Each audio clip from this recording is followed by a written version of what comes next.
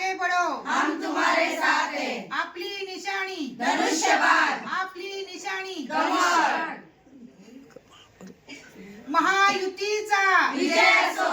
शिवसेना जिंदाबाद। जय महाराष्ट्र। जय ताई, आपलं नाव काय आणि आपलं पद काय? निवडणूक जिल्हा परिषद पंचायत समितीचे रणधुमाळी जवळजवळ संपत आलेली.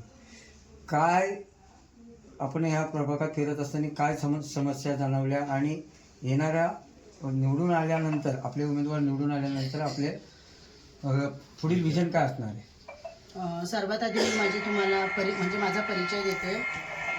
मी Surekha Mohan Kamble, Republican Party of India, Karjat taluka महिला अध्यक्ष.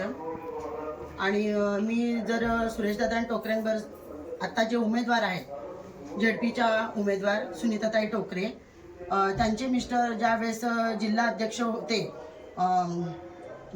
आता सध्या ते माजी जिल्हाध्यक्ष आहेत, पण जेव्हा जिल्हाध्यक्ष होते तर त्यांच्या काळामध्ये आता जे तुम्ही नेरळमध्ये सिमेंट कॉन्क्रीटचे रस्ते पाहता, त्यांच्या काळामध्ये त्यांनी तो 21 कोटीचा निधी आणून हे रस्त्याचं रुंदीकरण केलेलं आहे.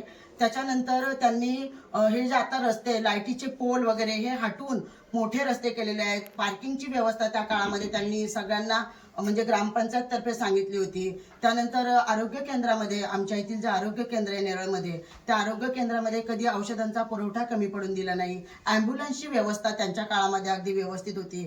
आणि असा आत्ता आम्हाला त्यांच्यातर्फे हा उमेदवार मिळाला आहे. म्हणजे त्यांनी जी विकासाची कामं केलेली आहेत, इथून पुढे देखील विकासाची कामं जर आपण सगळ्या महायुतीच्या प्रत्येकाने भरपूर मतांनी आपल्या उमेदवाराला निवडून दिलं तर इथून पुढे अशीच विकासाची कामं होतील आणि नेरळची भरभराट होईल.